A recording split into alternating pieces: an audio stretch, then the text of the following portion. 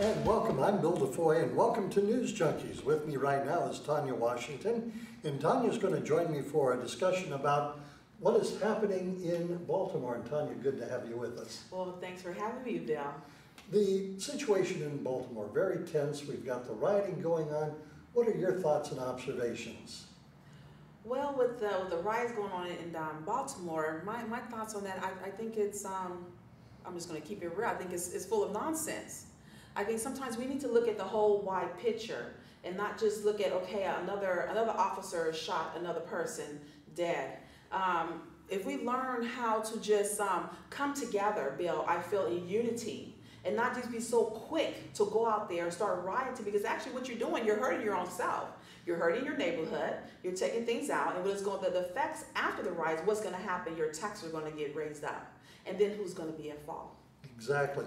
One of the things that comes to mind is the role of media in the coverage of such events. Do you think the media in general actually put more into this than what really needs to be done, or because we've had such a run on these kind of things that the media picks it up and all of a sudden we've got a situation that has escalated way beyond control? Yeah, I kind of say, like, I guess because media, when they're covering, and it's kind of, people are already in an uproar. And so when media kind of, media people, they like to, they decided. So therefore it kind of fuels the fire. And then people want to join in, to what's going on. So I think sometimes media, they have to be a little bit more understanding to what, if you feel the thing is really hot and there's, a really hot thing that's going on, you got to kind of downplay it a little bit. So not perhaps so more restraint. Yeah, I would think so. I think it'd be better for the community at large. One piece that's come out on the news is we show this young boy out with the riots, and he's caught by his mother. That was really something, and the mother just literally tore into the kid, saying, "You don't want to wind up, dead yourself. Quit it." Absolutely. Well, you know what? I have to give a hand clap to that mom. That's an excellent job. You know what? Because honestly, Bill, I have 3 boys, and I would have did the same thing. Maybe I would have used a different type of language, but I would have done the exact same thing. And that mom, she's very intelligent. She's just, she's saying, "Look, I don't want you to be statistic, son." And she recognized her son, even though he was covered up in a ski mask, but she recognized her son, and she went out there and she did something to grab her son from that. Because, how are you going to hold the police responsible if you're over there doing something and you expect for the police not to respond? When they feel threatened, they're going to react. Just like you, if you feel threatened by someone, you're going to react, okay? And right now how the cops are doing. You got to realize they have a very tough job. People are on drugs these days. People are taking drugs that, like people use to tranquilize large animals. And you don't know how the human body is going to respond to that. The human mind is going to respond to that. And these officers are not trained and equipped with the knowledge how to handle these humans. Because sometimes these drugs, they turn you into superhumans. And so they have to sit up here. Sometimes they should. I'm not saying cops are right. Don't get me wrong, people. I'm not saying they're right. But sometimes, because if they have a lack of training, they react too fast and they shoot. Now I would say yes, they need to use rubber bullets. They need to use more of their stun guns to take a person down instead of just, hey, shooting. I think you should cripple them or something. Shoot them in the ankle, the knee, or something like that. Don't be so to shoot right at the head or the heart. Try to take them down so you can handle them. I mean, it's unfortunate that, a lot of things are coming up where there's a lot of police shooting involved, but you have to look at the kid or person they shot, did they have a criminal background? Were they running? Everybody knows, why would you run from a cop? Stop where you are. Me personally, I have been stopped by a police officer and all that. I mean, there's a lot of people who have been stopped. Just stop, do what what you're doing. I mean, one time I was driving on the freeway, a cop came behind me, pulled me over, and I happened to be on my phone. I wasn't holding it, but I was on my car phone. And so for the cop, he didn't like it. So my guy said she heard the cop pull me over. And then so he told me to get off the phone. And she said, "No, I'm not getting off this phone. I'm gonna stay on this phone with her until you do what you have to do." So I told the officer, if you have a problem, call out the supervisor.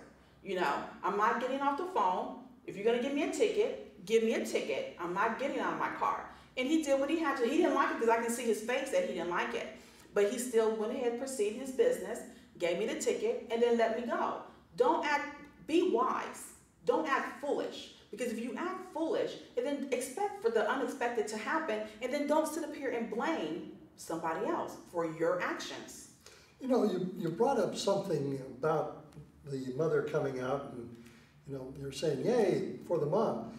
Isn't that perhaps one of the problems, that there's very little, if none at all, with parental responsibility over their children? You know what, I like that you said that, and that's the problem what's happening in America today. People don't want to take responsibility to raise their children anymore. You want an iPad, you want social media to raise your children, you want the game consoles to raise your children, and you don't want to take responsibility. So when your child goes out there and does something illegally, and then you want to get mad at the other person, but you need to be pointing the fingers at yourself. Okay, when you're pointing the finger at somebody else, how many are being pointed back at you? Right. So you have to understand, as a parent, that woman, she did the right thing. She saw her son, she went out there and she grabbed him back because she didn't want her son to die. Because she don't know what could have happened, but she sees what's going on right now in the world. Things are happening. So like I said, I give her a hand clap, because like I said, I would have done the exact same thing. If I would have recognized my kid, I would have been out there and got him. We need more parents to show up like that, not being on the opposite side and rioting and joining in with the child. You need to be stand up as a parent, do your job. If you cannot do your job, don't become a parent. Well, that's well said in a nutshell. And again, when you have parents taking responsibility for the upbringing of their children, right, you're going to find the children actually, I think, responding, because, you know, my experience is said children need boundaries. Absolutely. And if you give them boundaries and they respect those boundaries, they're going to turn out all right. The problem is that when a child is born, they don't come with an instruction booklet. No, they don't. No, they don't. So, you know, it's kind of, you learn by the seat of your pants as you go along. And, you know, it's a matter of taking that responsibility. And you know, Bill, I see that it starts at home, like you just said. It starts from the foundation. Parenting does not come with an instructional manual. And if you don't understand something, that's why we need to learn how to come to each other and ask questions. How do I handle this situation? Back in the old days, like when they would say, it takes a village to raise a child. I mean, it takes everybody coming together and not having pride and saying that I don't need nobody to help me, to teach me or whatever. Okay, stupid. You know, that's why we have older people, older to instruct the younger. Listen to that, because in elder age, that's where your wisdom comes in. And you cannot expect to know everything. Everybody's going to make mistakes. You're not perfect. But that's why, you know, you gather from other resources to help you to raise this individual to grow into a healthy mental mind. Because everything it's like what goes on in the home, that's where the child is going to learn, regardless to what's going on the outside world. So if you're doing everything as a parent, what you're supposed to be doing, teaching morals, teaching respect, you know, then that child will learn that, because it sees that, you know. Yeah, and it's really interesting too, because you have the whole dynamic, not saying it's good or bad, but you have many single parent families out there too. Yes. And there's a tremendous responsibility on just the one parent. It is. So anyway, we're out of time. We're just getting started, but I'm being told that we've got less than a minute now. So Tanya, I want to thank you so much. And I'm Bill DeFoy. Thank you so much for joining us right here on News Junkies. And be sure to take a look for an upcoming show with Tanya. It's called In Your Face, right here on the Heritage Media Group.